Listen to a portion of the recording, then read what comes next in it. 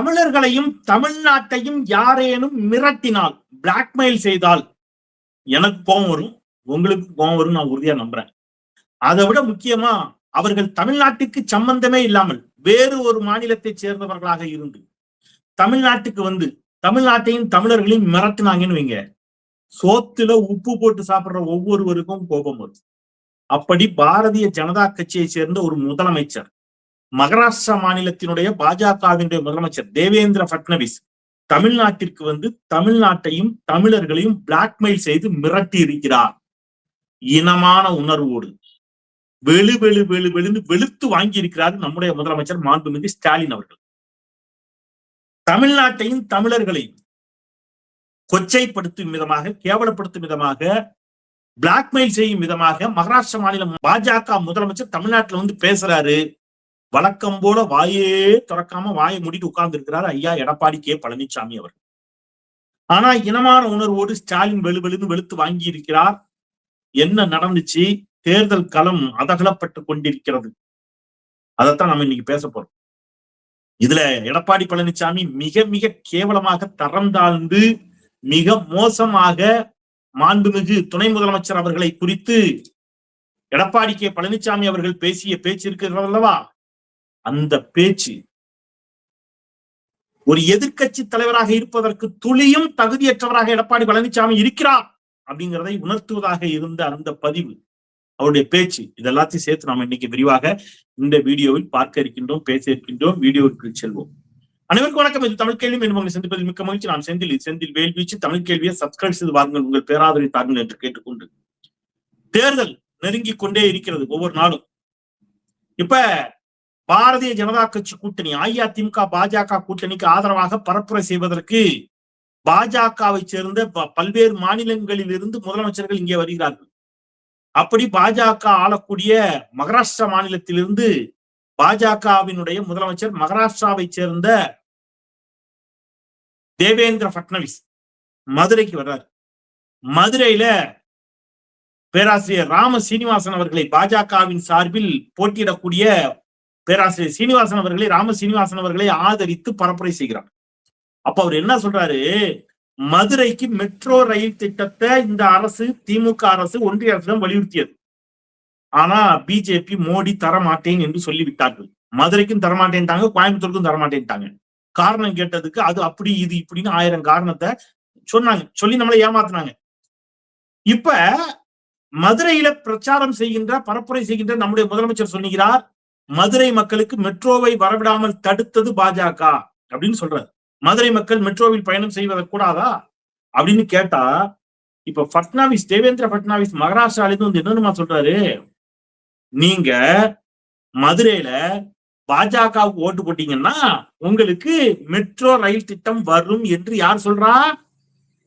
பாஜகவுடைய மகாராஷ்டிரா முதலமைச்சர். இது பிளாக்மெயிலா இல்லையா? இது மிரட்டலா இல்லையா? நீங்க இந்த கட்சிக்கு ஓட்டு போட்டாதான் உங்களுக்கு ஒன்றிய அரசு தர வேண்டிய நிதியை தரும், இல்லைன்னா ஒன்றுபட்ட இந்தியாவிற்குள் ஒரு மாநிலத்திற்கான நிதியை பாஜக தராது என்று வெளிப்படையாக தமிழ்நாட்டையும் தமிழர்களையும் பிளாக்மெயில் செய்து மிரட்டக்கூடிய ஒரு ஆணவ போக்கு இது. நான் என்ன கேட்கிறேன், தேவேந்திர பட்னவிஸ் யார் இதை சொல்வதற்கு? தமிழ்நாட்டிற்கும் அவருக்கும் என்ன சம்பந்தம்? அப்ப வேற ஒருத்தர் இங்க வந்து பிரச்சாரமே செய்யக்கூடாது சார், பரப்புரை செய்யக்கூடாது சார் அப்படிலாம் இல்லை, நான் சொல்லல.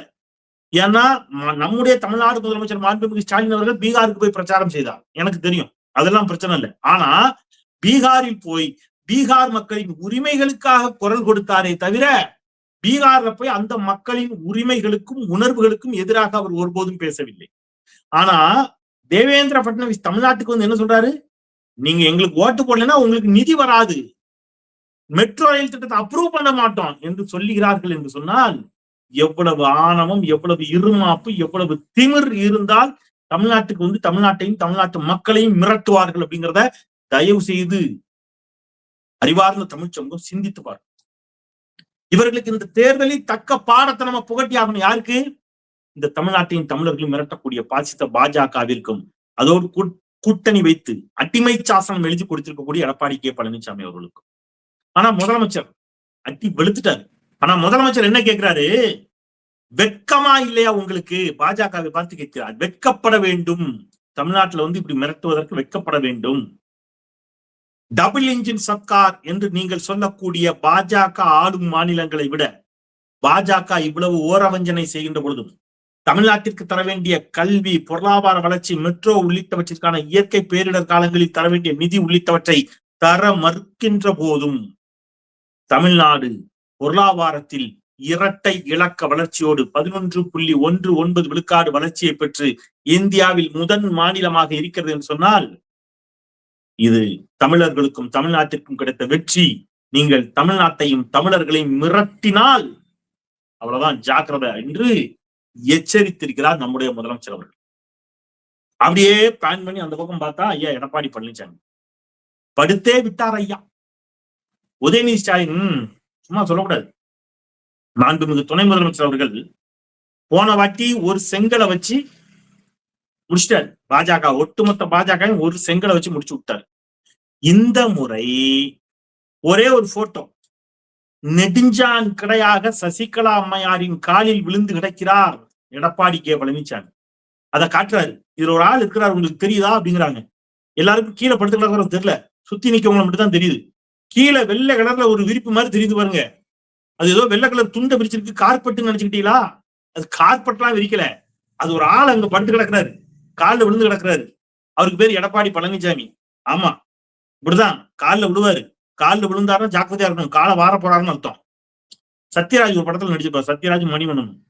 அதுல அவர் கேரக்டர் பூ அப்படின்னு பேரு. அவருக்கு கண் மாற்றுத்திறனாளிகா, பார்வை மாற்றுத்திறனாளிகா அந்த படத்துல நடிச்சிருப்பாரு. ஒரு கண் பார்வை குறைபாட்டோடு இருக்கிற மாதிரி இருக்கும். அந்த படத்துல சத்யராஜ் யார் காலியா விழுந்தாருனாலே முடிஞ்சு போச்சு, அவங்க காலி. ஏன்னா காலை ரெண்டையும் பிடிச்சிட்டு தம்முன்னு இழுத்து விட்டுருவாரு. பொத்தடீர்னு அவங்க கீழே விழுவாங்க. கீழே விழுந்தாங்கன்னா அவங்க தலையில ரத்தம் வரும்ல, அதை எடுத்து இவர் வாயில வச்சுக்கிட்டு உள்ள விடுவாரு. தலைவா தலைவா என்ன சொல்லு அப்படிம்பாரு மணிவனை. ஏன் ஏன் ஏன் பூவு, ஏன் ரத்தம் அப்படிம்பாரு. ஒண்ணும் இல்ல தலைவா, நான் வந்துகிட்டு இருந்தேன், அங்க வெளியில உன் கட்சி நிர்வாகி ஒருத்தன், நான் தலைவனை பாக்கணுங்கிறேன். யாரு? நம்ம குப்பனா? குப்பையா? நான் சொன்னாதான் குப்பை உன்னைய பாப்பான். இந்த மாதிரிலாம் பேசினாரு தலைவரை. நான் சொன்னேன், எங்க தலைவரை, மண்ணின் மைந்தர, மனிதருள் மாணிக்கத்தை, முதலமைச்சரே குப்புசாமின்னு ஃபுல் பேரை சொல்லி கூப்பிட மாட்டாரு, மிஸ்டர் சாமி அப்படின்னு தான் கூப்பிடுவாரு. நீ என்னடானா என் தலைவனை குப்பைன்னு சொல்றியான்னு கேட்டேன். அதுக்கு இல்ல, அவன் ஓங்கி என்ன ஒரு அப்பு அப்பிட்டு ரத்தத்தை எடுத்து தான் தலையில கொஞ்சம் தேய்ச்சிக்கிட்டு, இப்ப பாருங்க தலைவா, என் தலையில அடிபட்டுருச்சு தலைவான்னு உள்ள வருவான் பாருங்க பாரு சத்யராஜ். அதே மாதிரி அந்த கேரக்டர் உள்ள வரும். தலைவா என் தலையில அடிச்சுட்டான் தலைவான்னு. டேய் போடா, உன்னை பத்தி தெரியும்டான்னு இவர். ஏன்னா இவர் முதல்ல சத்யராஜ் போட்டு கொடுத்துருவாரு. அவர் சத்யராஜ் போட்டு கொடுத்ததான் நம்புவார் மணிவனை. போடா, உனக்கு இந்த கட்சிக்கு சம்பந்தம் இல்லை போடான்னு உண்மை தொண்டனை விரட்டி விட்டுருவாரு. கிட்டத்தட்ட அந்த காலில் விழுந்து பொத்துன்னு காலை வாரி விடுற சத்யராஜ் கேரக்டர் இருக்குல்ல, அதேதான் அமைதிப்பட அமாவாசை கேரக்டர். அமாவாசை அதுக்கப்புறம் ராஜராஜ சோழன் எம்ஏ அப்படிம்பாரு. சோழர் பரம்பரையில் ஒரு எம்எல்ஏ அப்படிம்பார்ல, தி சேம் கேரக்டர் யாரு? எடப்பாடி பழனிசாமி. அவர் இதை காட்டி பாருங்க, நான் யார் காலில் விழுந்தும் பதவியில் வாங்குபவன் அல்ல என்று மாண்புமிகு துணை முதலமைச்சர் உதயநிதி ஸ்டாலின் அவர்கள் சொல்லுகிறார் என்று சொன்னால், அதற்கு பதிலு அவ்வளவு கேவலமா, அவ்வளவு வக்கரமா, அருவருப்பா, அநாகரிகமா ஒரு பதில ஒரு எதிர்கட்சி தலைவர் சொல்றார் மாண்புமிகு துணை முதலமைச்சரை பார்த்து. சரி, அவர்கிட்ட வேற என்ன எதிர்பார்க்க முடியும்? நான் என்ன சொல்றேன், பங்காளி கொலை வழக்கில் தேடப்பட்ட குற்றவாளி எடப்பாடி பழனிசாமி, சொல்பவன் செந்தில்வேல் அல்ல, அண்ணாமலை. இந்த குற்றச்சாட்டை நானா சொன்னேன்? வழக்கு இருந்துச்சு, எஃப்ஐஆர் இருந்தது, எல்லாருக்கும் தெரியும். பங்காளி பாதை வழக்குக்காக, பாதை தோட்டம் இருக்குல்ல, விவசாய தோட்டம் இருக்குல்ல, வயல் எல்லாம் இருக்கு. நம்ம திருநெல்வேலி பக்கம் வயல், கோயம்புத்தூர் பக்கம் தோட்டம் வாங்க. அந்த தோட்டத்துக்கு போற பாதை, பாதைக்கு சண்டை. இந்த பாதை எனக்கு, இதுல உனக்கு, இது ஏன் இடத்த எடுத்துட்ட, வழக்கமா ஊர்கள்ல வர்றதுதான். அப்படி இந்த பாதை தகராறுக்காக பங்காளிய கொன்னுட்டாங்க. அந்த பங்காளி கொலை செய்யப்பட்ட வழக்கில் காவல்துறையால் வழக்கு பதிவு செய்யப்பட்டு தேடப்படும் குற்றவாளியாக அறிவிக்கப்பட்டவர் யாரு? எடப்பாடி பழனிசாமி தலைமறைவாக இருந்தார். நானா சொல்றேன், இன்னைக்கு நீங்க கூட்டணி வச்சிருக்கக்கூடிய அண்ணாமலை, பாஜகவின் அண்ணாமலை இதை சொன்னார். அப்ப இந்த எடப்பாடி பழனிசாமியிடம் பங்காளி வழக்கில், கொலை வழக்கில் தேடப்படும் குற்றவாளியாக இருந்த எடப்பாடி கே பழனிசாமி அவர்களிடம் மாண்புமிகு முதலமைச்சர் அவர்களை பற்றியோ, முத்தமிழர் டாக்டர் கலைஞரை பற்றியோ, மாண்புமிகு துணை முதலமைச்சர் அவர்களை பற்றியோ கண்ணியமான வார்த்தைகளை நாம எதிர்பார்க்கிறது நம்முடைய தவறு. அவர் வச்சுக்கிட்டு அவங்க என்ன பண்றாரு, அவரே பாவம் கம்பராமாயணத்தை எழுதுன்னு சீக்கிலான்னு சொன்னவர். அதுக்கு என்ன தெரியும்? என்ன தெரியும்? கூவத்தூர்ல கூத்தடிச்சு முதலமைச்சர் ஆனவர். நான் என்ன சொல்றேன், அரசியல் மாண்புன்னு என்ன தெரியுமா? அரசியல் நாகரிகமா என்ன தெரியுமா? எடப்பாடி பழனிசாமி அவர்களுக்கு நான் சொல்றேன், அரசியல் மாண்புன்னா என்ன தெரியுமா? எம்ஜிஆர திமுகவினர் அப்பொழுது ஏதேனும் தகாத வார்த்தைகள் சொன்னால் கலைஞர் கண்டித்திருக்கிறார். முத்தமிழறிஞர் கலைஞரை கருணாநிதி என்று சொன்னதற்காக எம்ஜிஆர் அவர்களை கடிந்து கொண்ட வரலாறு உண்டு. சரியா? அரசியல் மாண்பு, அரசியல் நாகரிகம்னா என்னன்னா, தேமுதிக தலைவர் விஜயகாந்த் அப்பொழுது தேமுதிக திமுக கூட்டணியில் இல்லை. ஆனா திமுக ஆட்சி அமைத்தவுடன் 2021 கேப்டன் விஜயகாந்த் அவர்களை தேடி சென்று வாழ்த்து பெற்றார் உதயநிதி ஸ்டாலின். இது அரசியல் மாண்பு. திமுக கூட கூட்டணியில் இல்ல தேமுதிக.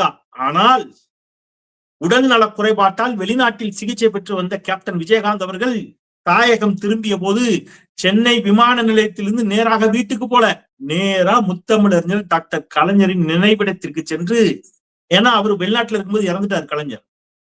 கலைஞருடைய இறுதி சடங்கிற்கு கூட, இறுதி ஊர்வலத்திற்கு கூட கலந்து கொள்ள முடியவில்லை கேப்டன் விஜயகாந்த் அவர்களால். அங்கிருந்து வந்து ஏர்போர்ட்ல இறங்கினவர் நேர கலைஞர் நினைவிடத்திற்கு போய் கண்ணீர் மல்க அஞ்சலி செலுத்தினார். அதுதான் அரசியல் மாண்பு. அந்த பண்பும் மாண்பு எடப்பாடி பழனிசாமிக்கு வராது, சுட்டு போட்டாலும் வராது. அம்மையார் ஜெயலலிதா அவர்கள் 2016 அவர் பதவியேற்கின்ற பொழுது இன்றைய முதலமைச்சர் மாண்புமிகு ஸ்டாலின் அவர்களை கடக்கோடியில உள்ளுக்குள்ள எல்லாரும் உட்கார்ற மாதிரி எம்எல்ஏவாக ஒரு வரிசையில நடுவுல உட்கார வைத்தார் இல்லையா? அவருக்கு முன் வரிசையில விஐபி சீட்டு கூட கொடுக்க மறுத்தார். ஆனால் ஸ்டாலின் முதலமைச்சரான பிறகு தேநீர் விருந்து உள்ளிட்டவற்றில் கலந்து கொள்கின்ற பொழுது அன்றைக்கு அஇஅதிமுகவின் தலைமை ஒருங்கிணைப்பாளராக இருந்த ஓபிஎஸ் ஆக இருக்கட்டும், எதிர்கட்சி தலைவர் எடப்பாடி பழனிசாமியாக இருக்கட்டும், எல்லோரையும் கண்ணியத்தோடு நடத்திய காட்சிகள் நம் முன் இன்னமும் சான்றாக நிற்கின்றன இல்லையா? ஒரு முதலமைச்சர் முதுபெரும் தோழர் நல்லக்கண்ணு அவர்கள் மறைந்து விட்டார், காலமாகிவிட்டார். அவருடைய உடல் மருத்துவ மாணவர்களுக்கு தானமாக கொடுக்கப்படுகிறது. அந்த அவருடைய ஐயா நல்லக்கண்ணு அவர்கள் அவருடைய உடல் வைக்கப்பட்டிருந்த அந்த பேழை, கண்ணாடி பேழை முன் நின்று, அவருடைய உடலுக்கு முன் நின்று வீர வணக்கம் வீர வணக்கம் என்று கைகளை உயர்த்தி முழக்கமிட்டு, நான் ஒரு முதலமைச்சர்லாம் நினைக்கல இன்னைக்கு ஸ்டாலின் அவர்கள். எல்லாரோட கூட்டமா நின்றுக்கலாம். மற்றவர்கள் முழக்கமிடுகின்ற பொழுது அவர் அமைதியா இருந்திருக்கலாம், அல்லது கைகளை உயர்த்தி முழக்கமிட்டு அமைதியா இருந்திருக்கலாம். ஆனா அவரே போய் முழக்கம் எழுப்பினார். அதுதான் அரசியல் நாகரிகம், அதான் அரசியல் மாண்பு. இவ்வளவு எதுக்கு? அம்மையார் ஜெயலலிதா அவர்கள் இவ்வளவு கொடுமை செய்த பிறகும் திமுகவிற்கு அம்மையார் ஜெயலலிதா அவர்களின் பெயரில் ஒரு பல்கலைக்கழகம் அமைக்க வேண்டும் என்று அதிமுக முடிவெடுத்துச்சு. அதிமுக காலத்துல ஆட்சி மாற்றம் ஏற்பட்டு விட்டது.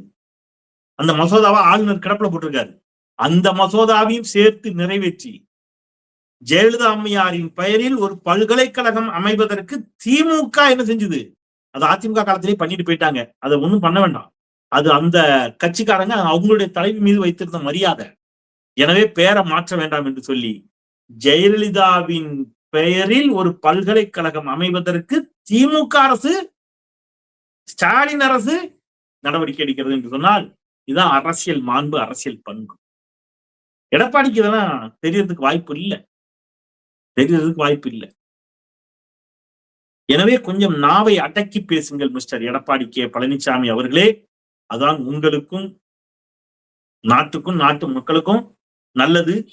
இல்ல நான் இப்படியே தான் பேசுவேன்னா நல்லது, அது ஒரு விதத்துல நல்லதா. நீங்க இப்படியே பேசுங்க, அப்பதான் மக்கள் உங்களுடைய லட்சணம் என்னன்னு தெரிஞ்சுக்கும், உங்களை துடைத்தெறிவார்கள், தூக்கி எறிவார்கள். மகத்தானதொரு வெற்றியை திராவிட முன்னேற்ற கழகத்திற்கு மக்கள் தருவார்கள். மீண்டும் முத்துவேல் கருணாநிதி ஸ்டாலின் முதலமைச்சராக பதவி ஏற்பார். அந்த நாளில் நீங்கள் அதை டிவியில பாப்பீங்க. எல்லாத்தையும் டிவியில பாக்குறவர் தான் நீங்க. தூத்துக்குடி துப்பாக்கிச்சூடு சம்பவத்தை டிவியில பார்த்தவர் தானே. என்ன கேட்கிறேன், ஜெயராஜ் பென்னிக்ஸ் இருவரின் ஆன்மா உங்களை மன்னிக்குமா? தந்தை மகன் இருவரும் சாத்தான்குளத்தில் கொடூரமாக காவல்துறையினரால் தாக்கப்பட்டு மரணிக்கப்பட்ட போது, கொலை செய்யப்பட்ட போது அவர் காவல்துறை லாக்அப் டெத், மர்டர், அடிச்சு கொண்டாங்க. நீங்க என்ன சொன்னீங்க? நெஞ்சு வலி காரணமாக மருத்துவமனையில் அனுமதிக்கப்பட்டிருக்கிறார்கள் என்று பச்சையாக சொன்னவர் நீங்கள். நெஞ்சு வலி காரணமா அப்பாவும் பையனும் மருத்துவமனையில் அனுமதிக்கப்பட்டிருப்பதாக சொன்னீங்க. அந்த ஜெயராஜ் பென்னிக்ஸ் கொடூரமாக தாக்கப்பட்ட அந்த சூழலில் நான் வள்ளியூர்ல இருக்கேன், சொந்த ஊர்ல இருக்கேன். சாத்தான்குளத்துல பெரும் போராட்டம். காவல்துறையினர் சிசிடிவி கேமராக்களை எல்லாம் அப்புறப்படுத்தினார்கள். அதை குறிக்கும் விதமாக நான் ஒரு பதிவு செஞ்சேன். நீங்க சிசிடிவி எல்லாம் அகற்றிவிட்டால் நீங்கள் தண்டனையிலிருந்து தப்பி விடுவீர்களா? சீப்பை ஒழிச்சு வச்சுட்டா கல்யாணத்தை நிறுத்திட முடியுமான்னு நான் சிசிடிவி கேமராக்களை, ஆதாரங்களை மறைத்த உங்கள் ஆட்சியின் கொடூர அவலத்தை 2 பேர் கொல்லப்பட்ட போது நான் சொன்னேன். நீங்க அன்னைக்கு உங்க ஆளுங்களை எல்லாம் வச்சு அதை ட்விஸ்ட் பண்ணி திருப்பி விட்டு தேச விரோதி லெவலுக்கு என்னைய கட்டமைச்சு இன்னைக்கு என்னாச்சு? நான் கேட்கிற எந்த கேள்வியும் உங்க யாருக்கிட்டையும் பதில் இல்லை. ஒரு ஊடகத்தில் இருக்கக்கூடாதுன்னு என்ன சரி பண்ணீங்க? நீங்க சமூக ஊடகத்துல கத்திட்டு இருக்க. நான் அன்னைக்கு சொன்னதுதான், நீங்க எந்த இடத்துல முடக்கினாலும் நான் முச்சேந்திலிருந்து கத்துவேன். என் கருத்தை சொல்லிக்கிட்டே இருப்பேன், தெருவா கத்துவேன். நீங்கள் எவ்வளவு சதிகளை பின்னினாலும், எவ்வளவு சதிகளை என்னை சுற்றி நடத்தினாலும் என் கருத்துக்களை ஓங்கி சொல்லிக்கிட்டே இருப்பேன். அன்னைக்கு சொன்னேன். இன்றைக்கு அந்த ஜெயராஜ் பென்னிக்ஸ் காவல் மரணத்தில் இன்றைக்கு அந்த காவலர்கள் அத்தனை பேருக்கும் மரண தண்டனை விதிக்கப்பட்டிருக்கிறது. இன்றைக்கு டாக்டர் கமலஹாசன் சொல்லுகிறார், அன்றைக்கு இந்த குற்றத்தை மறைப்பதற்கு துணை போன எடப்பாடி பழனிசாமி அவர்களும் சட்டத்தின் முன் நிறுத்தப்பட்டு சட்ட ரீதியாக ஒரு முதலமைச்சராக அவருக்கும் இதற்கு பொறுப்பு இருக்கிறது, அவரும் இதில் சட்டப்படி தண்டிக்கப்பட வேண்டும் என்று சொல்லுகிறார். நீங்க உங்ககிட்ட வேற என்ன நியாயத்தை எதிர்பார்க்க முடியும்? கோடநாடு கொலை கொள்ளை வழக்கில் சயானும் மனோஜும் சொன்ன குற்றச்சாட்டுகள் ஞாபகம் இருக்குதா? நீங்க சொல்லிதான் செஞ்சதாவே சொன்னாங்க. அவர்கள் குடும்பங்கள் மர்மமான முறையில் கார் விபத்துக்களில் பலியானார்கள். உங்ககிட்ட வேற என்ன எதிர்பார்க்க முடியும்? நல்ல அநாகரிகமான பேச்சுக்கள் தான் உங்ககிட்ட இருந்து வரும். ஆனால் மக்கள் பார்த்துட்டு இருக்காங்க. இப்படிப்பட்ட ஒருத்தர் முதலமைச்சராக இல்ல, எதிர்கட்சி தலைவராக கூட இருக்க தகுதியற்றவர் என்பதை மக்கள் புரிந்து கொண்டிருக்கிறார்கள் என்பதை சொல்லி அரசியல் நாகரிகத்தை பேணுவோம். அரசியல் களத்துல சூடு பறக்கும். தேர்தல் நெருங்க இன்னும் சூடு பறக்கும். ஆனால் கண்ணியத்தை தவற விட்டு விடக்கூடாது. கண்ணியத்தோடு பேசணும். காத்திரமாக பேசுவது என்பது வேறு, கண்ணியத்தோடு பேசுவது என்பது வேறு. கண்ணியத்தோடு பேசணும், கவனமாக பேசணும். எதிர்கட்சிகளை நோக்கி கேள்வி கேட்பது என்பது, நான் சொல்றது, ஆட்சி கட்சியை நோக்கி எதிர்கட்சியாக அதிமுக கேள்வி கேட்பது என்பது வரவேற்கக்கூடியதுதான். ஆனால் இந்த மாதிரி மலினமான அரசியலை செய்யாதீர்கள் என்பதையும் சொல்லி மீண்டும் மற்றொரு நிகழ்ச்சியில் நாம் சந்திப்போம் என்று கேட்டு விடைபெறுகின்றேன். குரலற்றவர்களின் குரலாய் நான் செந்தில். நன்றி.